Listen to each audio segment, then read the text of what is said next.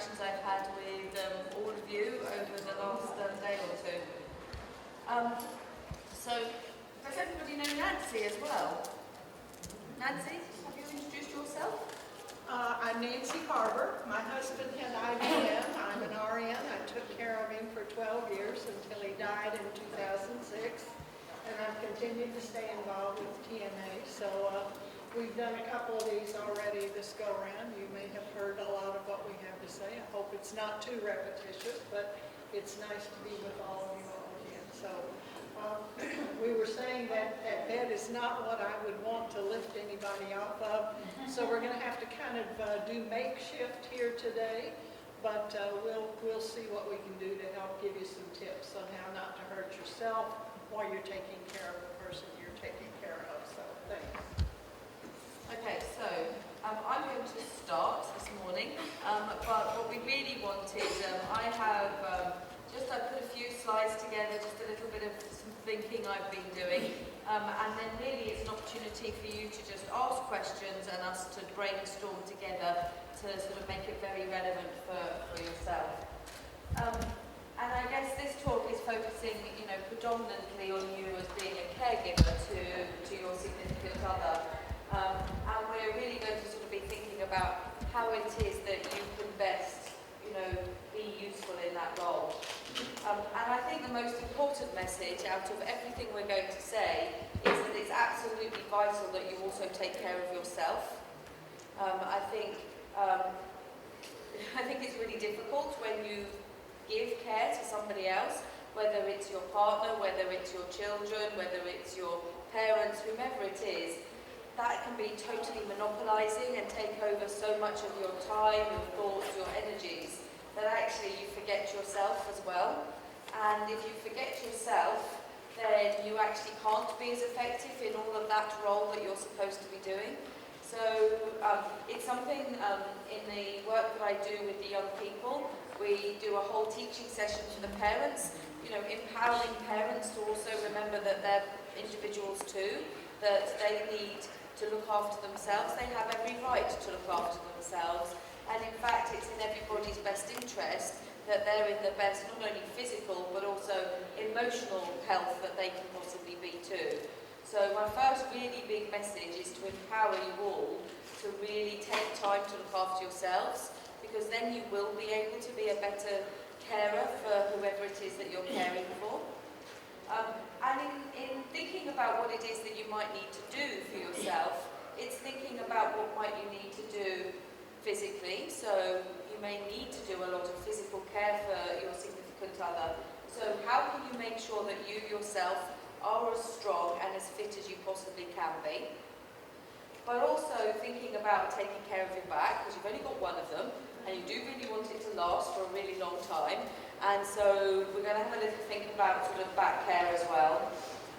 And then my other message is about your emotional energy, and it isn't about how much you love and care for the other person. It is exhausting. I mean, my equivalence is being a parent.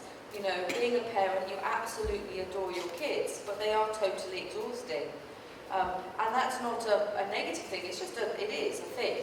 And if you don't do something that helps you keep up your emotional energy as well, then your patience and your resilience, and also your immune system and how you're able to cope with all of those challenges that are added on top of your everyday life, become harder and harder to do, and you become less effective. So actually, it's a really good investment in your time and for your family in taking time to look after yourself, both physically as well as emotionally. So I think it's okay, have interests, have your own interests, have your own space. It doesn't have to be an enormous space. It's just a space where you can, recharge your own batteries, and don't make it once a month. That's not going to recharge anything.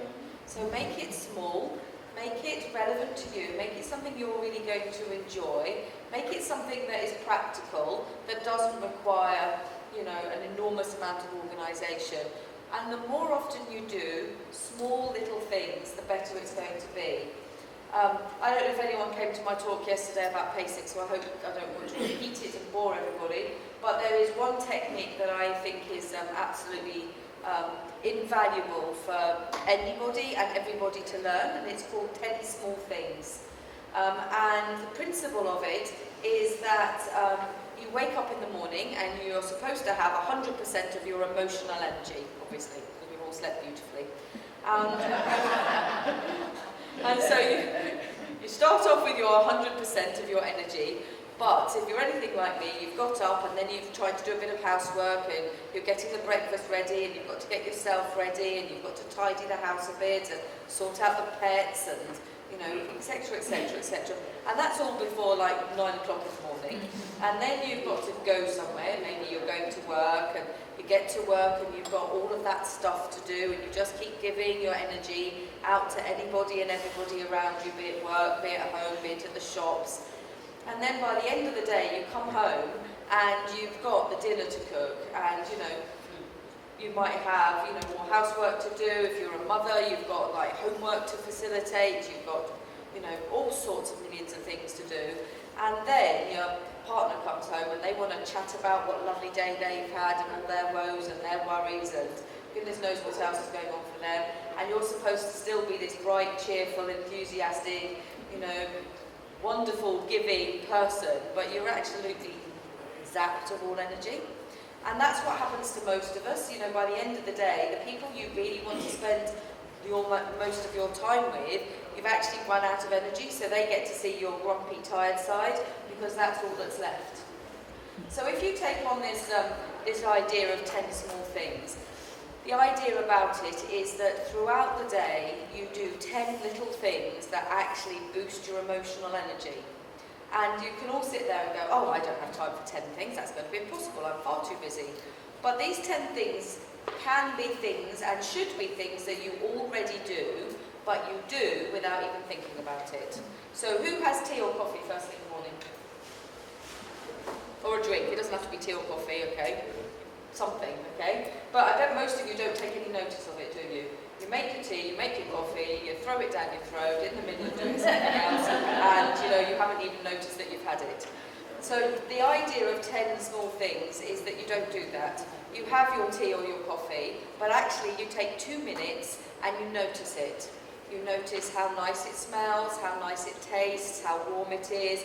You can go as far as having your own special mug that's, you know, makes you feel nice or has some nice memories to it, or, you know, it's very pretty. It doesn't really matter what it is, but you make that moment, those 2 minutes, make them about you and how much that tea or that coffee or that juice makes you feel calmer and more relaxed and enjoy the taste and the smell. And it only takes 2 minutes, and what it actually does is boost your emotional energy.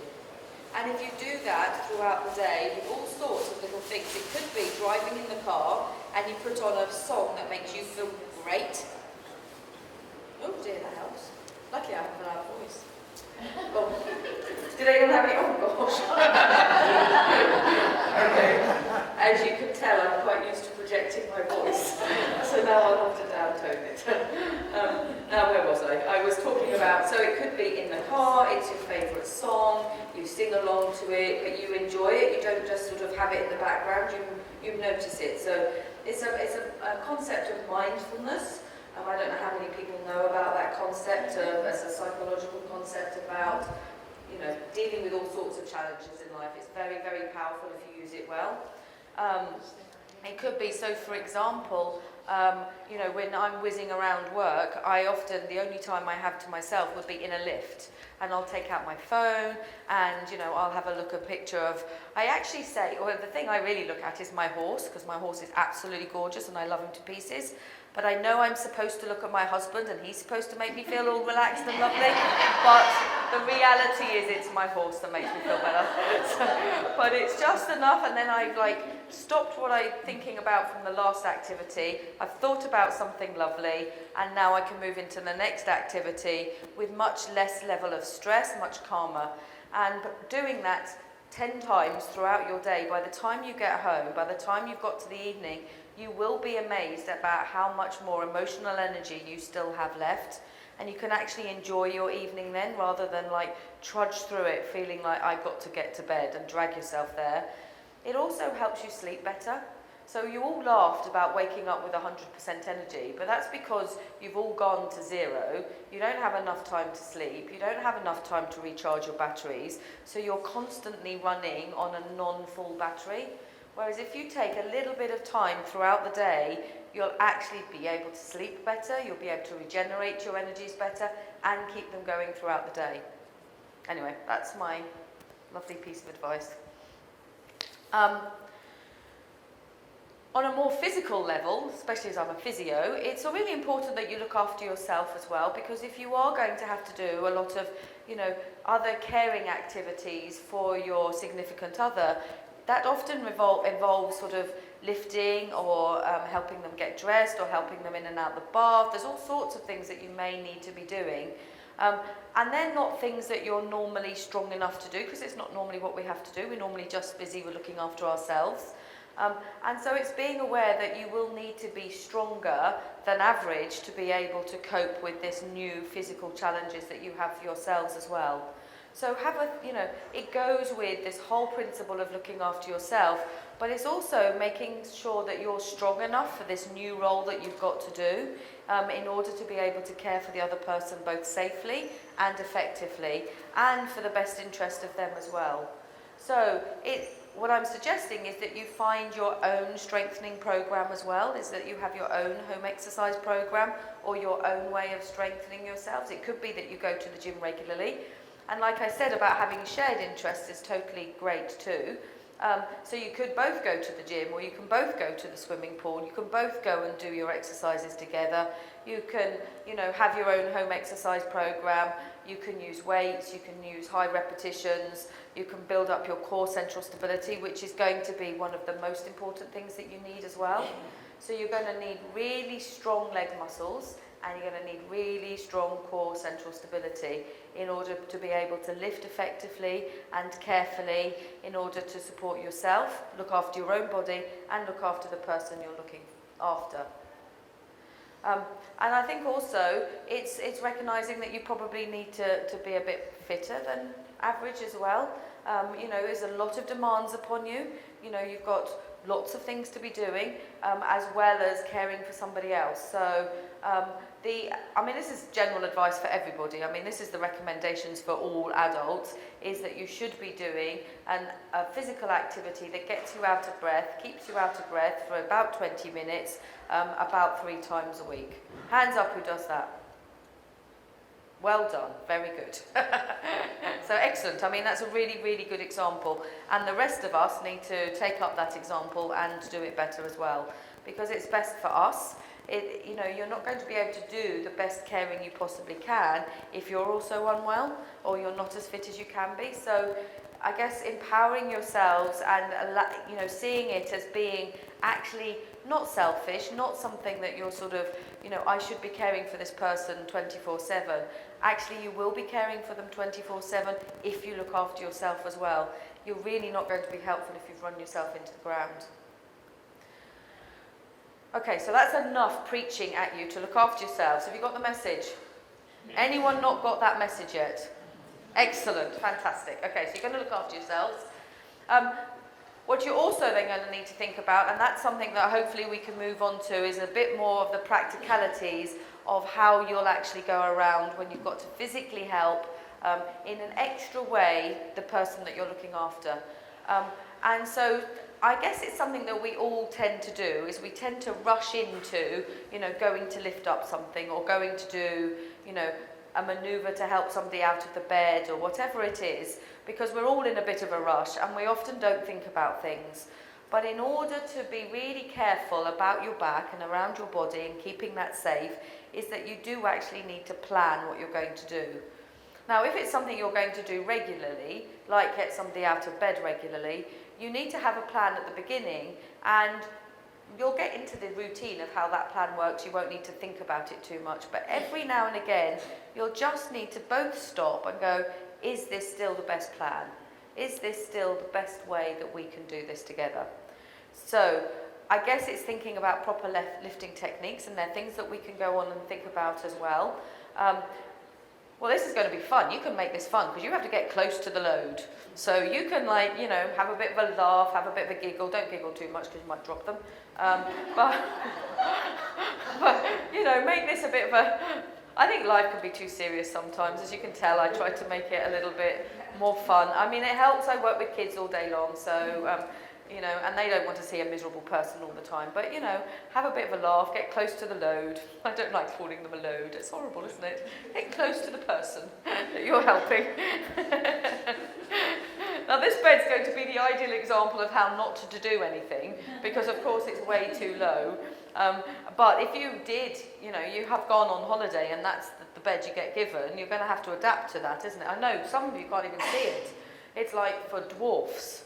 So if anyone, anyway, so if anyone's looking after the 7 dwarfs from Disney, that's their bed, okay? They've been deprived for today.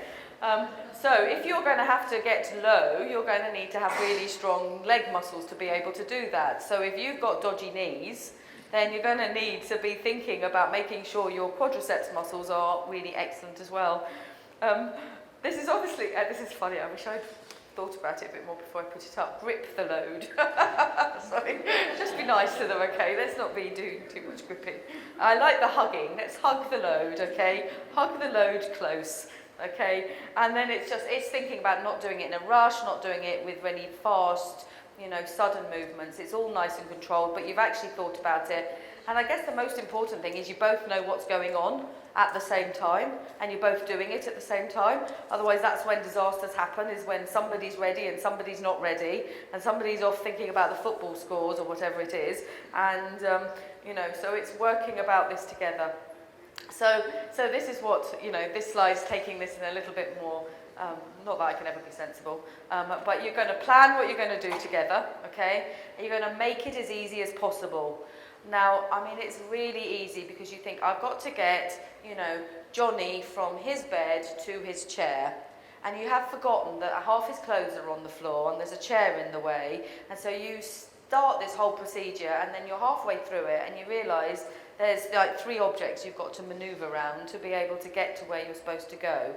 So that's what planning's about. Planning's about, right, how do I do this in the easiest way with the least obstacles? So it just takes a little bit of thinking. I mean, I don't want to sound, you know, flippant in any shape, way or form, but I've done it so many times myself. I've been enthusiastic, got to go and help somebody up, and then realised that there's 3 other people's wheelchairs in the way. And so then you have to sit them back down and plan it again. So I'm just as guilty as anybody else. But then in thinking about yourself, it's making sure you use your legs more than you use your back, okay? So your legs are way more powerful than anything else. So you are not wanting to be lifting like this because your back is nowhere near as strong as your legs are. But your legs ideally need to be as strong as they possibly can be to make that easier, okay?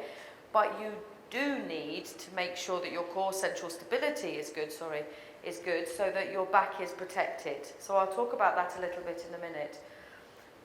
You also want them to be engaged in this. The more that they can help you, the easier it is for both of you. So it's finding ways of, but also I think it's empowering. I mean, I can imagine for anybody this isn't easy. You've gone from being an independent person, you know, able to do everything for yourself, and now you need help. So it's finding ways where they can do the most they can for themselves, which is actually beneficial because that will help them keep their muscle strength up as much as possible.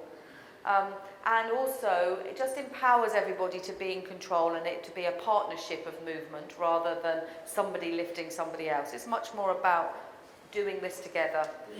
And I think the other thing is you don't have to do it all in one great big whoosh, because you can just do little bit by little bit, so it's all nice and controlled, everybody feels safe, and everybody's, you know, working together with this movement.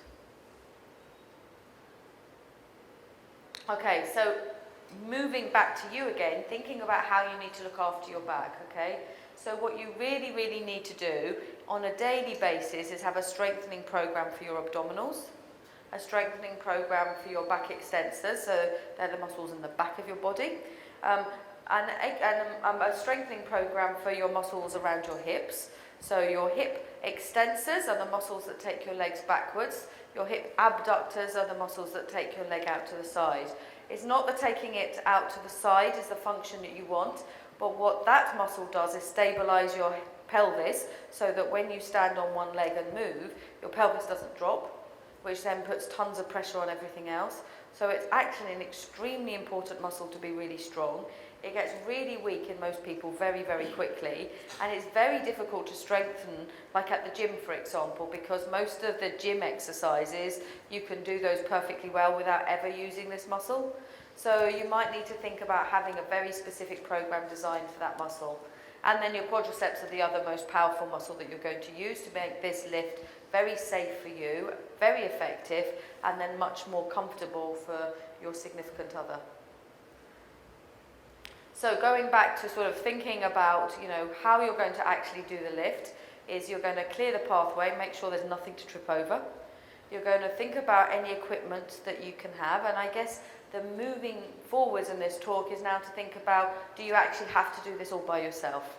Are there other things that you could purchase, that you could, I don't know if they do hiring here, they do in England, but you can hire equipment as well. But is there other ways that you can adapt your environment so that you don't have to do so much physical work yourself, that there's other things that you can do? And it's also being honest and managing your own abilities, knowing what you can do and what you can't do, and being honest with that. And so it may be that that's why I say, get into a good technique, you'll both get used to it, and then, after a month or so, you might want to just have a chat about it again and have a review and go, actually, maybe we could do it this way, or we could try something different, or maybe we need a piece of equipment, or maybe we don't want a dwarf bed, we want a normal dried bed.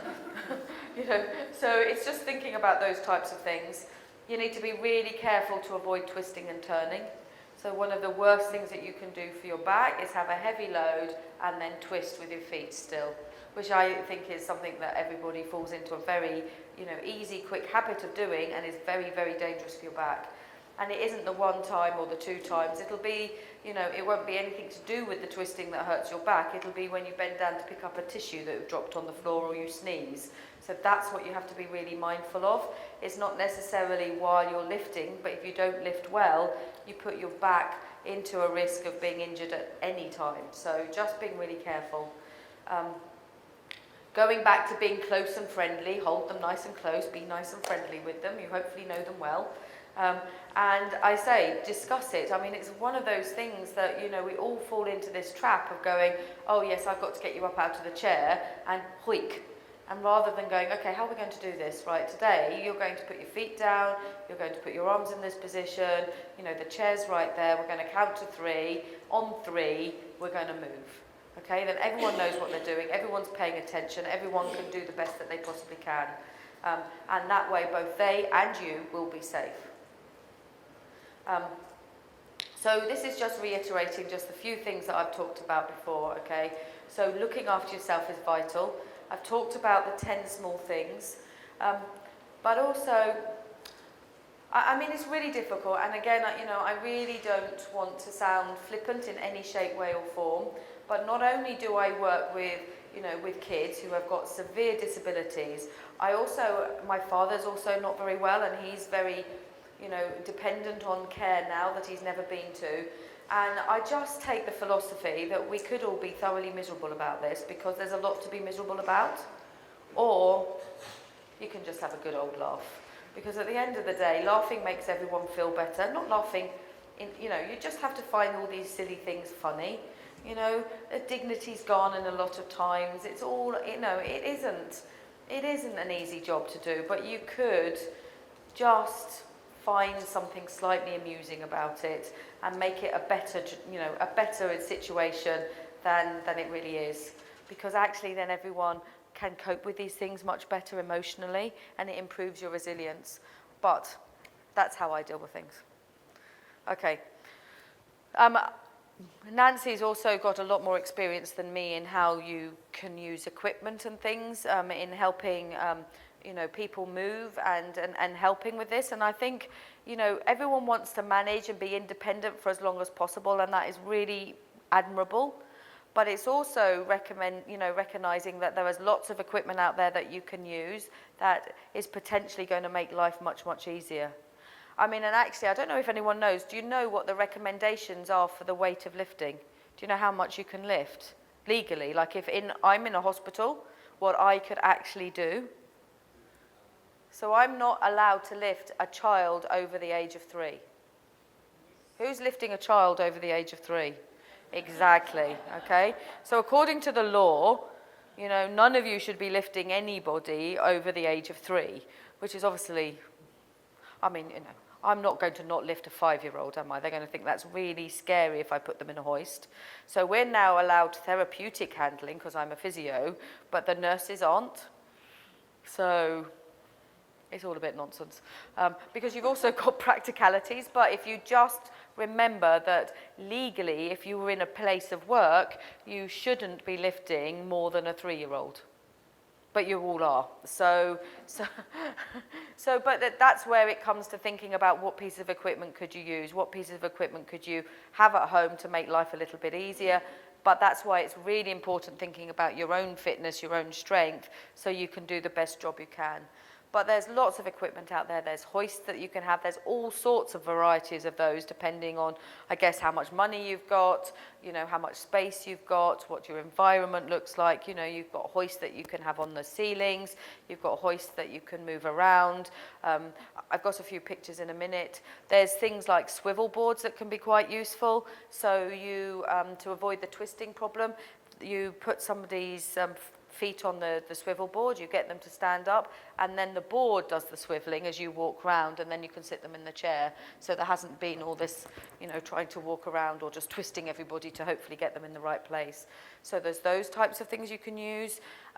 There's things like sliding mats that you can have that you can put under the person and then slide them towards the end of the bed. That makes that easier. There's banana boards. Does anyone know what a banana board looks like? It looks like a banana.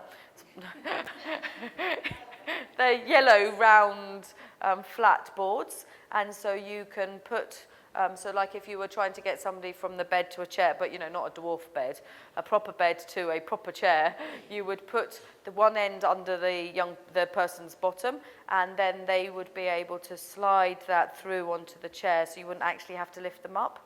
So you don't have to take all of the weight. So there's all sorts of pieces of equipment out there that just make life a little bit easier and also give people a little bit more independence. And I think probably the other most difficult thing would be bathing. So getting people in and out the bath is really, really challenging. So my first thought was, do you actually have to use a bath? Can you not use a shower? Because the problem with the bath is you're then, whatever you do, you're at a disadvantage because they're down here. So getting them back out of a bath is really challenging. Now there are baths that you can have that aren't like that, so you can have these ones that you literally sit in and then they fill up with water. They're obviously extortionately expensive, but there's that option. But the other option would be to have a walk-in shower with a seat in it, so that you don't have lifting up off the floor. It means you have to forgo bathing, but you know, half the population don't like baths anyway. So I guess it depends on what you like. So I just put together some pictures of some of the examples of different things that you can use. So there are chairs that that you can have that actually tilt, so that instead of trying to get somebody out from a nice, lovely armchair, which of course they want to sit in, you can have a nice, lovely armchair, but it also tilts, so it's easier to get up from. The one on the top, that actually does recline into the bath, so you can get into the bath and then it will recline you down. But that's also a very good option, like if you did have a fall, then actually you could get the person on that and then you could hoist them back up again. So there's lots of options of how you can get people up off the floor if it's challenging. I quite like the one on the far left because it doesn't take too much room in your bathroom. So if you did have, you had someone, some people absolutely adore baths. It's something that really, makes them feel good. But that one seems to be very practical, fit into a relatively small bath, no lifting required. So it's thinking about those types of things. The magic one is very big, it's very cumbersome. It would be for somebody who would have very little ability to help themselves. You'd have to have quite a lot of space for that, but it's quite flexible in what it's able to do.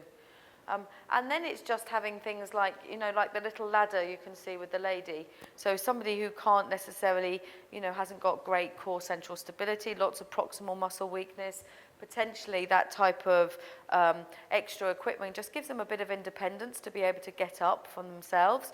You can also have one that hangs over the bed in order to help people use that. That's if they've got adequate arm strength, obviously. So there's lots, these are just different examples, different ideas, but there's lots of equipment out there that can make yours and their life significantly easier. So that's on the end of the bed. So it depends on what type of bed you have. So it either can then hook on the mattress underneath, or if you had if you had the equivalent of this on this end, it would hook around that as well. Yeah. So it depends on what your bed looks like. Can you say 3 words about the person hanging over the bathtub there, how that one works? This one here. Yeah.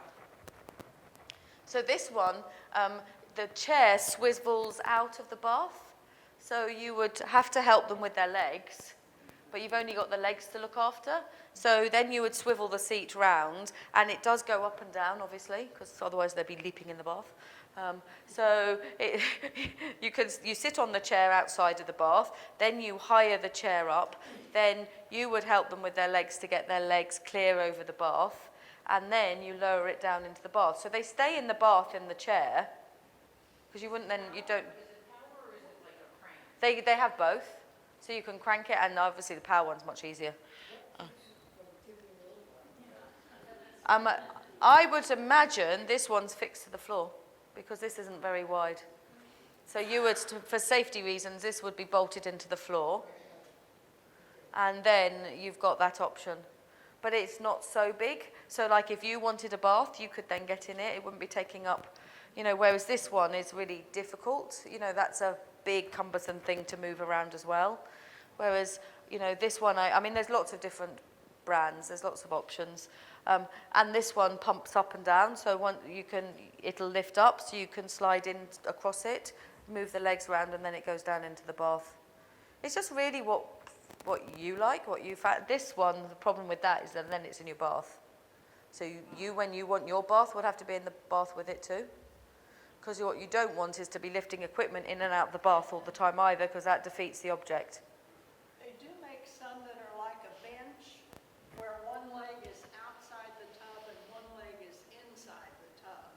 Now, you can't get all the way down in the water, but you can get a hose that hooks onto the faucet. So they start out with you helping them sit on the side of the bench that's outside the tub, help them slide over till they're over the tub, and then they can use that hose and stay right on it. But it's the same kind of concept. Those are not permanently mounted to the floor, and you can move those around, so they work also. But then I guess the question would be, did you want to stick with a bath or then go to a shower, a walk-in shower, and then have a proper shower seat in there that you can sit down on? So, yes, certainly. My friend has IBM, she broke her kneecap at one point, had an OT guy who was really fabulous. But he showed us, and we bought online, a pole that goes next to the bed. And it's not just a straight pole, it's got like a little loop on it, and it can turn around, and it really helps her up. And it attaches by pressure between the floor and the ceiling. Oh, you just wind it up. Excellent. To a point where you're going opposite the joist, so you're not, going, and it's amazing. I put all my weight on it, and I can't move it once we put it in place, but I can take it down, and there's no marks in it. Excellent. And it's online, and it's fabulous. They're about $100 or $120. It helps. I will try and find it out. I'm going to give you my card. Email me, because I'll send you a link. You can also get them at most medical supply houses. I have a friend that has 3 of them in her house. One by the bed, one in the bathroom to help, and you're right, they're great. They're great because there's no installation, and they're portable if you want them to be, and they don't make marks on it. Yeah, floor to ceiling. Floor to What do ceiling. they call?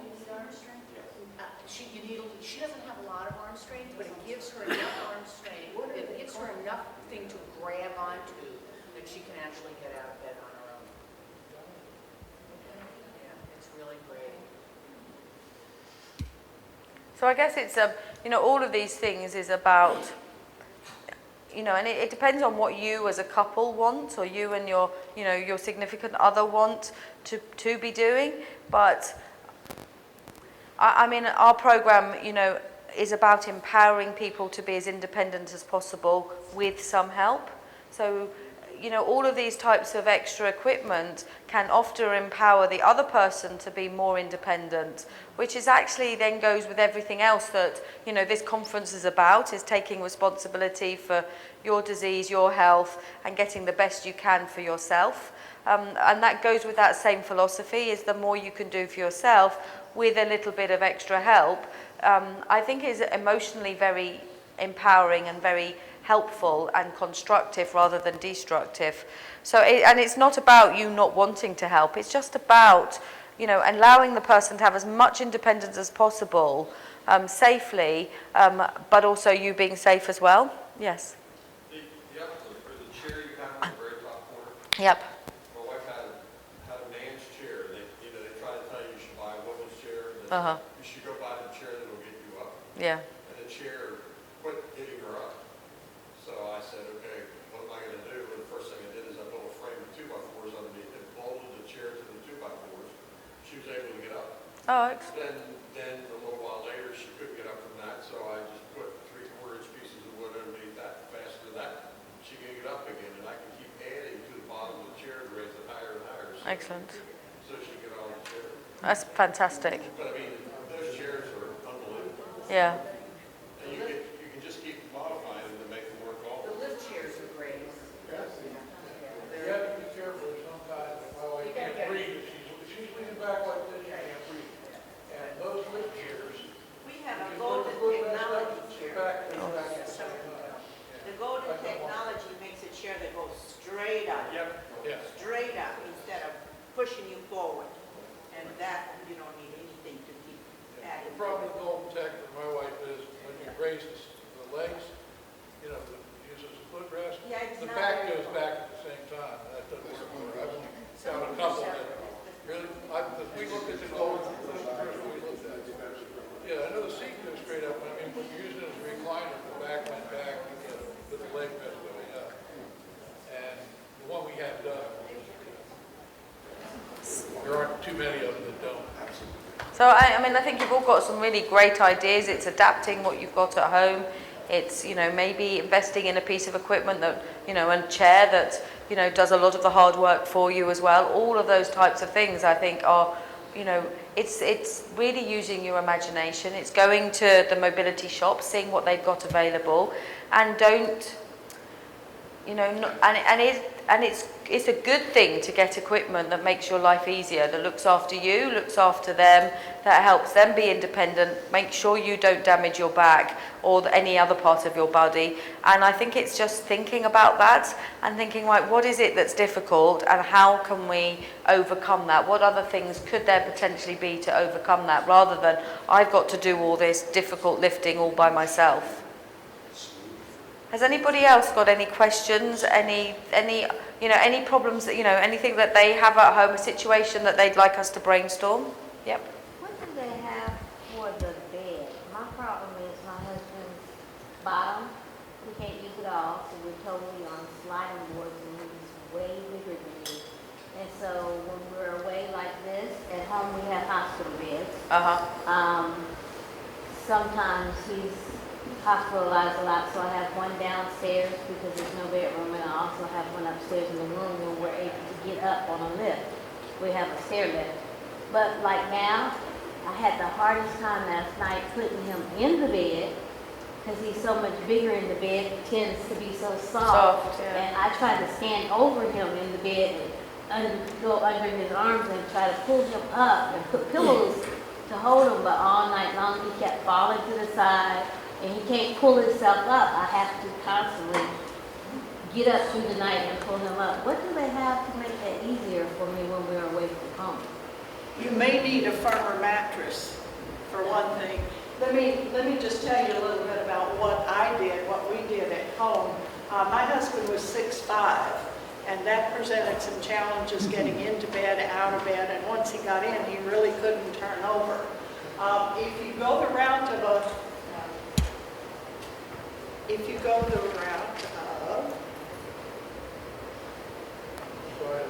forget it.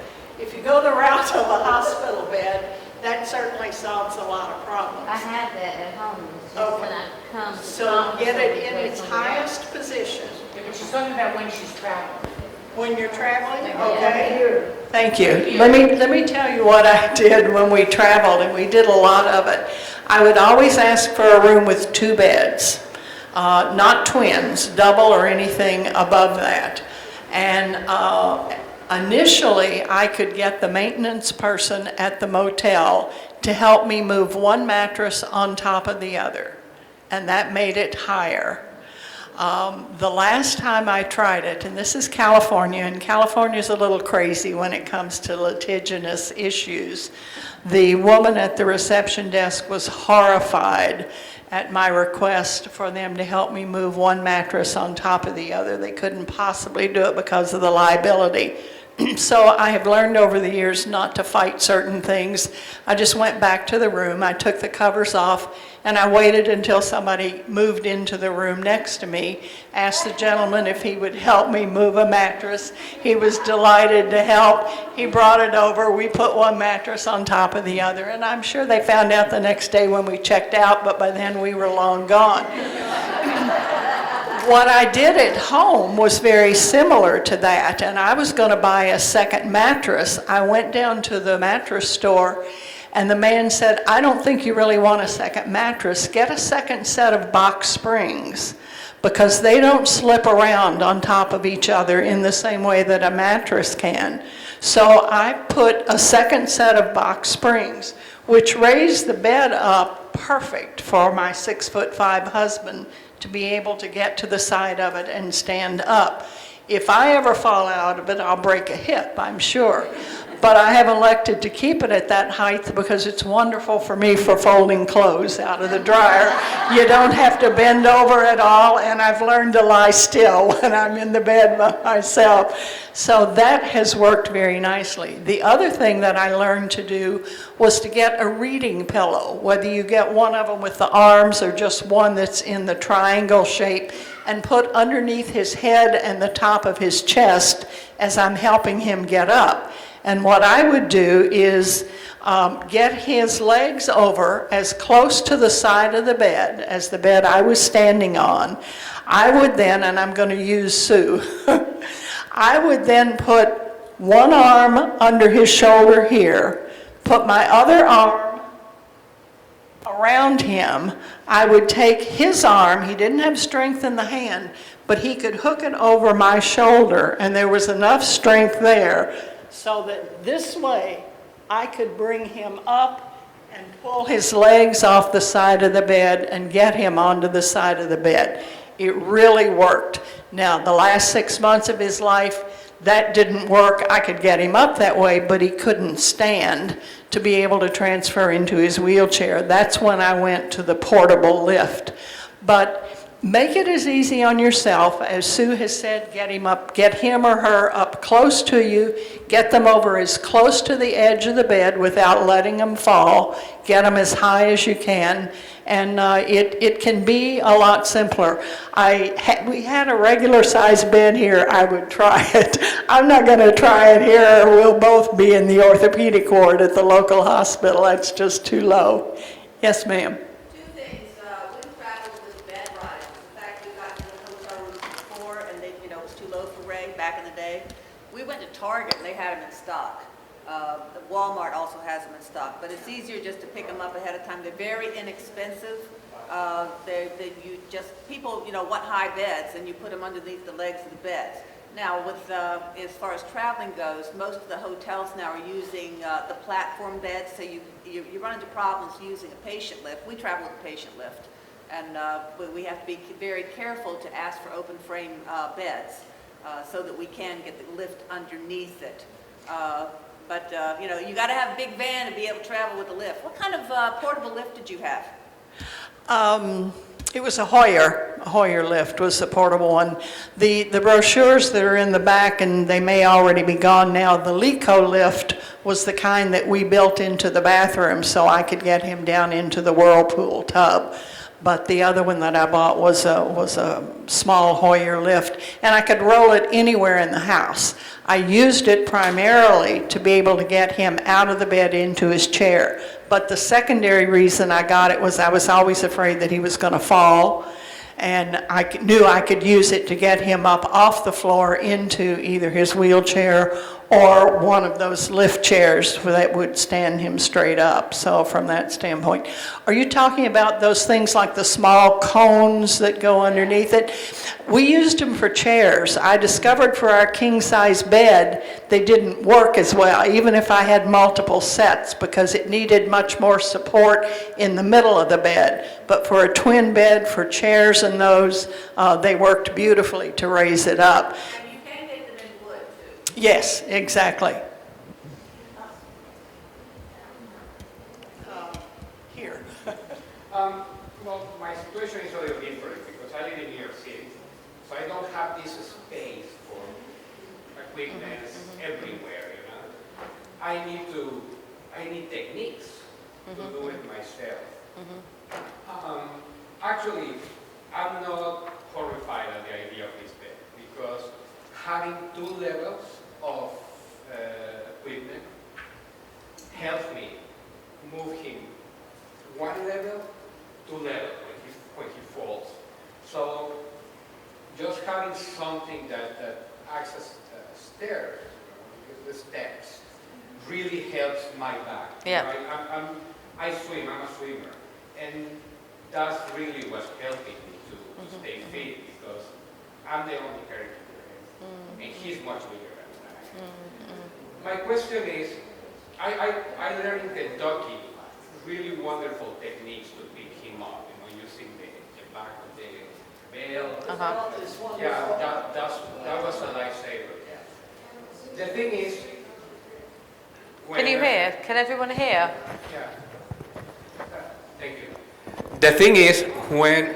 Oh, thank you. Use this one. Thank you. My real concern is, the other day he fell. And I grabbed him from under his arms. And that made me think, I'm not sure where is the correct place to grab him without damaging his rib cage or his underarms.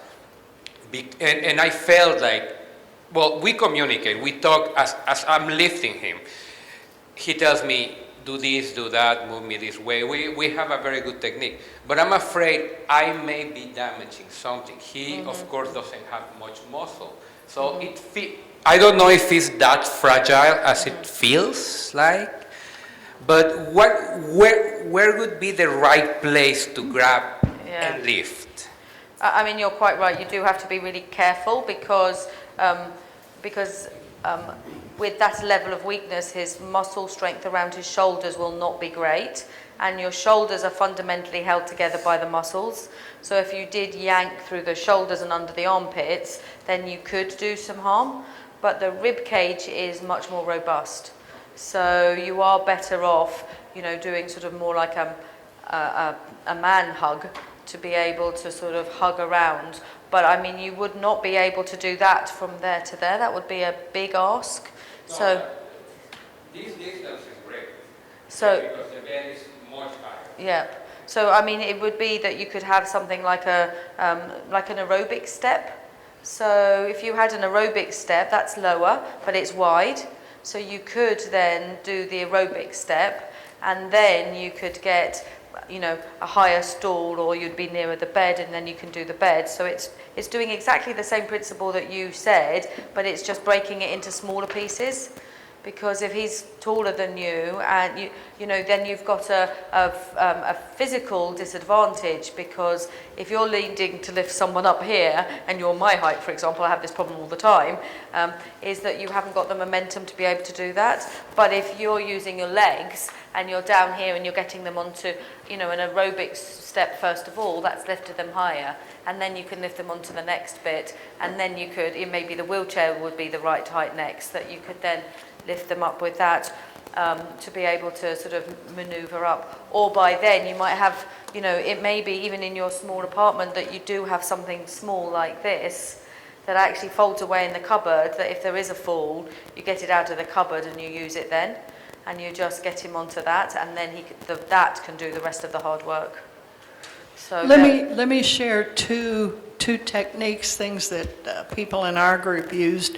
Charlie and I went to physical therapy one time because what we wanted was help in if he fell, how could I easily get him up without calling paramedics? And we did that too, but trying to find an easy way to do it.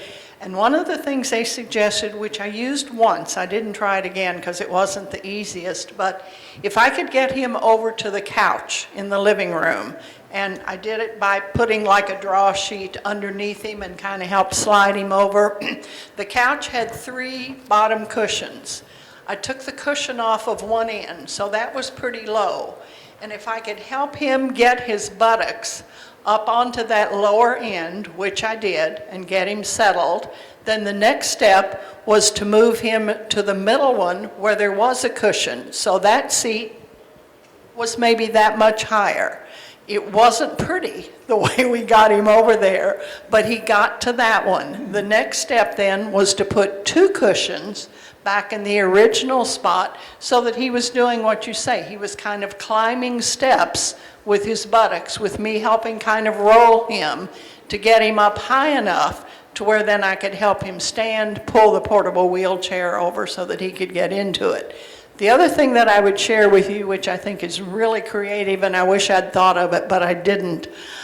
In our support group, we had a couple. The woman was extremely creative and pretty good with carpentry work. She went to a junkyard and she found an old car jack, the kind you pump up. She also found a seat off of one of those lawnmowers that you ride on. She got someone to weld the seat onto the jack so that she could jack the seat up. And when Dick fell, as he did several times, she would wheel this thing over to him, help him get in the seat, pull it, because it was on wheels, over to where his chair was, pump it up and get him into it. I wish I'd had a chance to be there and videotape it, but they swear that it worked perfectly for them for years. So I guess necessity is the mother of invention, or such thing. But I think in reality, I mean, my biggest piece of advice would be get a piece of equipment to do that instead of you lifting, because you lifting is always going to be a massive disadvantage to you and a risk to him, because you're doing everything down here and the body weight is at the heaviest, and he will be able to help you the least from the floor, whereas at least from a chair he's got some strength. So I think the safest and the most sensible thing would be to invest in a piece of equipment, if falls are frequent, that helps you get somebody from the floor to a higher level without anyone being at risk. That would be the ultimate answer. And it could be small that can fold up. Yes? I hope you didn't mention it already, but in most areas, you can call 911 and tell them that it's not an emergency. Don't come with sirens and blazing, through the neighborhood. Yeah. But just tell them you need a lift assist. They'll come over and they'll get the person up off the floor, no big deal, and there's no charge unless they take the person to the hospital. And they consider a batch of brownies ample payment. We've been that route. They don't all really know how to lift somebody with no muscle strain, because they constantly come over and say, can you do this, can you do that? And then they grab her under her shoulders, and it's like, wait a minute, that's not how you lift her. So sometimes you have to be very directive in how they need to lift someone. But they will come with the muscle though. You let them know what needs to be done, and you need to let them know that they're trying to lift someone who's quadriplegic. Or should be considered a quadriplegic. I think that definitely is an option when, certainly if you were somewhere else where you didn't have all your normal equipment around you and that happened. But I guess because I have a few larger young people who have those difficulties, and And it isn't recommended as your first port of call, you know, not something to do every time there's a fall. It would be in an exceptional situation, because the most useful for you as a family to be independent as a family would be just to have the right piece of equipment so that you're not injuring yourself, you're not putting yourself on any risk, and it's much easier and it's much more dignified for the person to get them from the floor onto a tiny little lift like that, and then the machine do all the work. There's no lugging, there's no pulling on shoulders, there's no, you know, there's no sort of lack of dignity with it. So, but of course the fallback position is call 911 here. Yes? I was going to say, my husband is on the way. I'm sorry. It's all right, you go first, it's okay. I'm so sorry. My husband has one of those wheelchairs that raises up.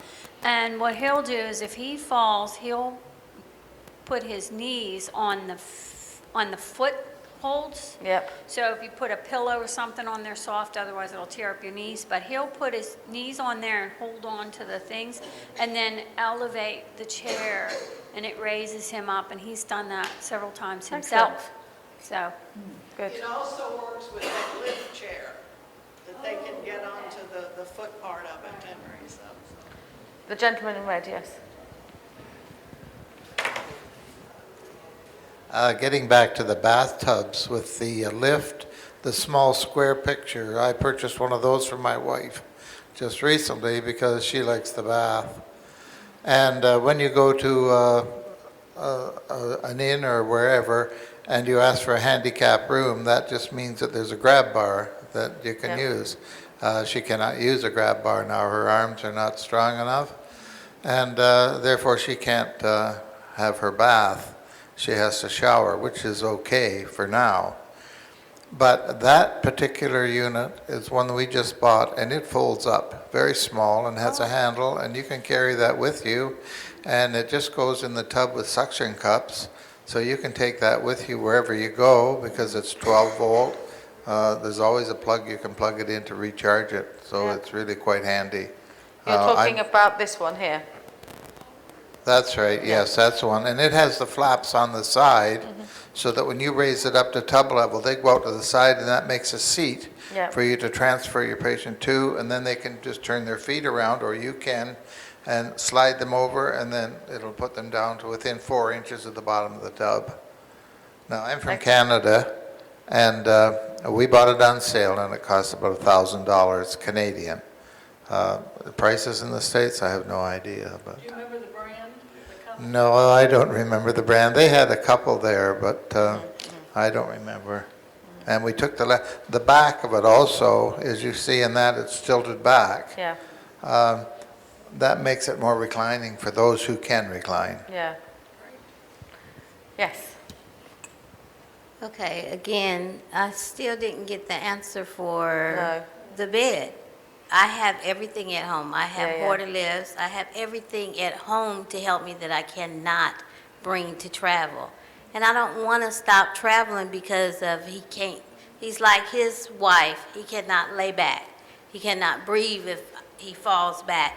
So I need something that I can buy to bring with me that's not a heavy equipment, that I can sit up like a hospital bed when I come to a hotel, because he cannot stand up. He doesn't have strength in his arms to help me at all. And when we get in the bed, the pillows are just too soft. He can't breathe. He falls continuously. So is there something I can buy for a hotel when we travel? I just bought several of those reading type pillows that I'm talking about. They're not like regular soft pillows. They're hard and firm. And I bought one that goes like this, so that they go back into it with arms. And if you need more, get another one, firm pillow, and put in there. And they're propped up almost in a sitting position. Yeah, still didn't work. Has anyone got any other suggestion? In terms of just being in the bed, keeping propped up, when I had rotator cuff surgery, I had to be up with a sling on for a while, sleeping. And there's a wedge you can buy. It's a foam wedge, and you just put that, and I don't know if that would work, but it goes, you know, it would go from about here up to his head and keep him sort of, Yeah, you can get them wide, you can get, I don't know if that would work. Recliner chairs, people who sell recliner chairs sell these stiff foam wedges. Or in med supply stores, I've seen it as well. Yeah, just look online. Sides, there's nothing, it's just a wedge, so if he rolls at all, he can roll over the side of the wedge. There's nothing holding that up, it's just a wedge. See, he can't hold himself up, he doesn't have the strength, he falls over, and he can't pull himself up, I have to pull him back, and so it's really hard on my back.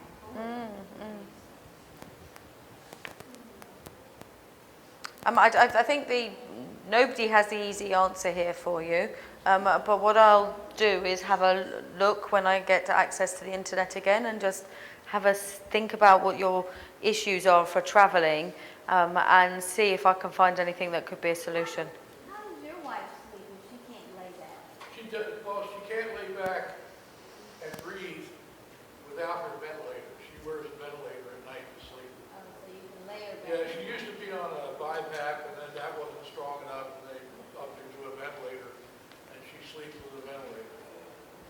That breathes for her, if you will, when she's, assists her breathing while she's Like sleeping. last night, we had to move him to the chair because he kept falling over and he couldn't breathe. But then this morning, the wheelchair was so much higher and me trying to lift him, the arms are in the way, so I couldn't put the board under him to So he slide sleeps him. sitting up essentially, Yes, unless he's in a hospital bed. yes. Yeah, you might want to even, I don't know, talk to your doctor if a BiPAP or a ventilator would be something useful for him, not just on the road, but all the time. Because that might be your best solution. I mean, my wife's not in a hospital bed yet. She's going to have to be in a hospital bed. If one goes up and down, she prefer one that can keep her head up or whatever. But she'd still be with a ventilator. So, even now, the breathing gotten such that even now she's up a long time, she's sitting in her chair. She'll have me bring the ventilator into the room occasionally, so she's on that for an hour or two and gets her lung muscles back, and then she'll put it back in the bed. But that's something to think about, whether it's a BiPAP or a ventilator, depending on his needs. You might discuss with your doctor. And I think it's a really difficult problem where, when you're set up at your home, you can put lots of permanent things in place, which makes it then very much more easy for you. But I think the challenge is always going somewhere outside of your home. I don't know if there are places are there websites that you can go to where there's hotels that are much more adapted for people with physical challenges, and then always target to stay in a hotel like that already has maybe a hospital bed as part of what they're able to offer. In the UK, there's definitely places that you can do that, so you can still holiday, but of course it's very limited availability, if that makes sense. So you couldn't just choose to go somewhere willy-nilly. Yep. Yes. Now, we travel a lot, and my husband's pretty much quadriplegic now, and we're actually traveling with a Hoyer lift. We're leaving here, we're going to Yellowstone, we'll be on the road for 5 weeks. We're lucky when we ordered our handicapped van. Because Ray is 6'5", we had to have an extra long base on it, so we have a Toyota Sierra XL, and it was modified by VMI out of Arizona, which gives Ray an extra 4 or 5 inches of turning radius inside the van. Because of that, he docks in the passenger seat in front of beside me, and I'm able to get that in a full-size Invacare lift back behind him. We also travel with his shower chair that is a reclining shower chair, so that if we can't use the Invacare lift to get him on the toilet, I can transfer him into the shower chair, and then the shower chair can go over the toilet. One of the things I found, and you were talking about having trouble getting him out of the hotel bed, back when earlier on in the disease, I could not get him out to pull up. First of all, you shouldn't pull on their arms because it weakens their shoulders, I was told. After No, that's true. Both arms. Yep. But because he was in the hospital bed and I couldn't get him up to to a sitting position. And I got mad. It's like, what the hell am I going to do? Oh, I shouldn't do that on film. But I went out on YouTube, and this was 3 o'clock in the morning. I said, there's got to be some way out here to figure out how to get my husband out of this hospital bed. And I couldn't put in the right search engine. There's all kinds of videos out on YouTube on transfer techniques, and they will tell you how to position the arms, you know, if you get yourself into a bind. I found out the best search engine for YouTube was stroke victims, because then they're dealing with, you know, the use of arms. So I figured out the technique at 3 o'clock in the morning on YouTube of how to turn my husband, and then you kind of turn him and roll him up all at one time. And I was able to get him out of bed. Now, the next night I tried to do it, I couldn't do it. So I said, let me go back to YouTube again. And I looked at it again, and I was able to roll him out again. So there's ways of doing it. YouTube's a really good resource if you can get the right search term in there for what you want to do. Wow, impressive. Cool. One last quick comment about getting out of bed, particularly in hotels. Sue was talking about, I think you called it a slider board or whatever. In California, we call them transfer boards. And they're simply a piece of wood sanded down and shellacked within an inch of their life so that you can push someone and they really slide along it. When Charlie and I went on a vacation one time into a motel, the only thing they had were twin beds, and so we put the two mattresses together. It still wasn't high enough. It didn't discover that until the next morning when I tried to get him up out of bed, and it was just not going to work. So I went out to the car and I got the transfer board out of the car. And the wheelchair that he had, the power chair, you know, the arm will go up so that you've got a clear spot there. So I was able to get the board underneath him and gradually keep pushing him toward the foot of the bed until I could slide him onto it, push the board across the foot of the bed into the wheelchair, and slide him right into it. Now, I have to admit, when we first started out, I pushed a little hard, and both of us ended up in the bed with me in his lap, not able to do anything except laugh and think we may never get out of this. But keep your sense of humor, keep trying, and it will work. But those boards are really quite handy because you can, with very little effort, slide people.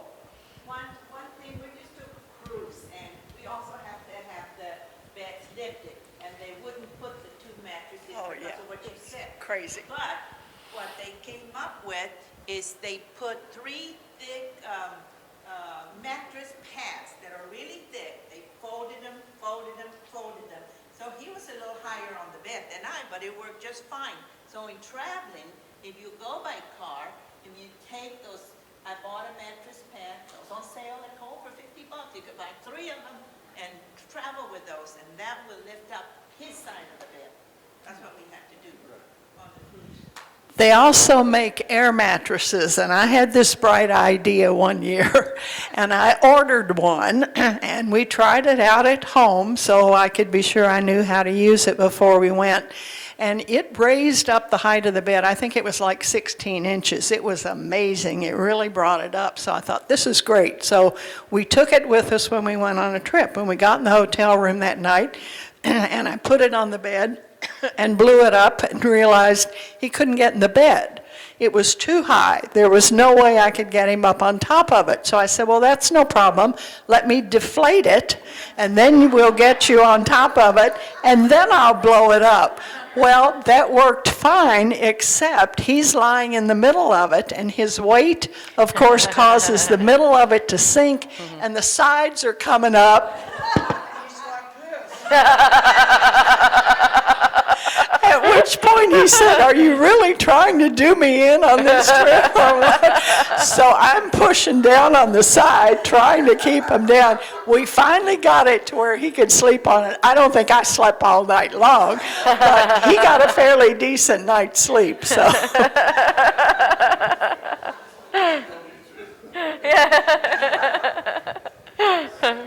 Yes.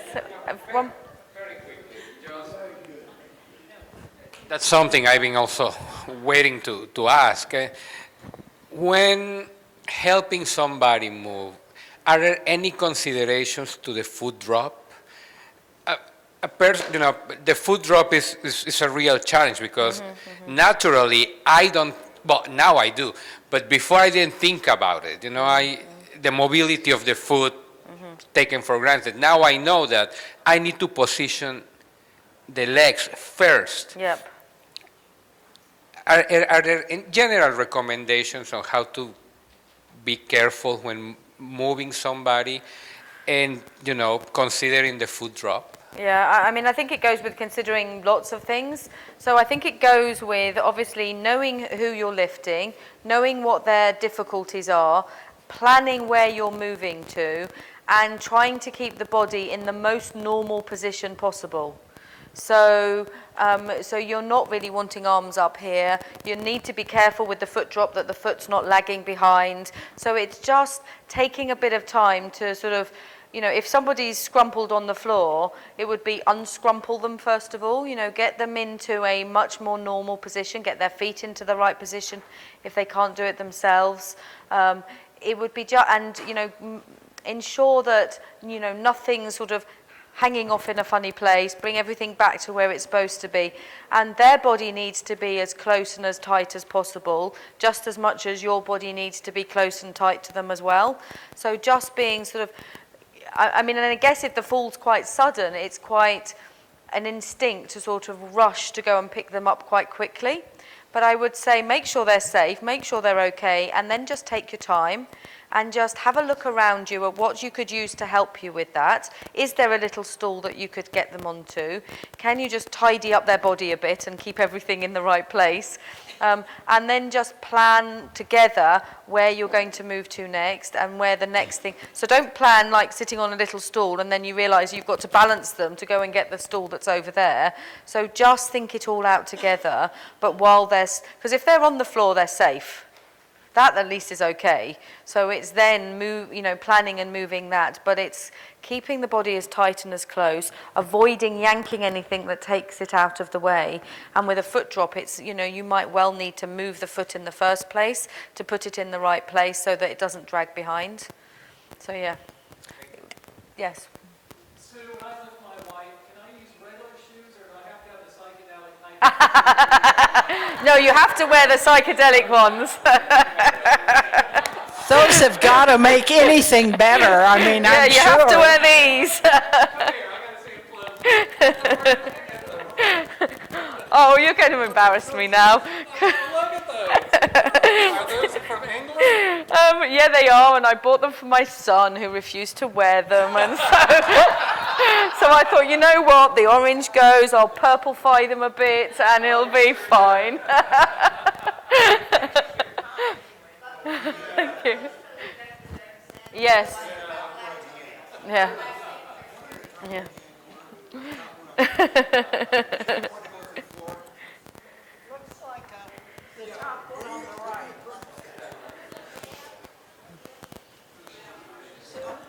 Sue? Yep. What is your top picture on the right? Oh, sorry, and I've just turned it off. Sorry, I was...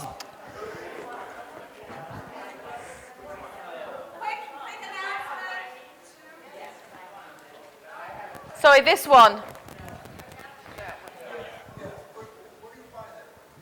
Well, I was just searching different aids and equipments online. I found it online. I didn't put the brand because, of course, I was searching in England. But I think if you just search online, there's a whole gamut of, White balls sometimes. Yes. And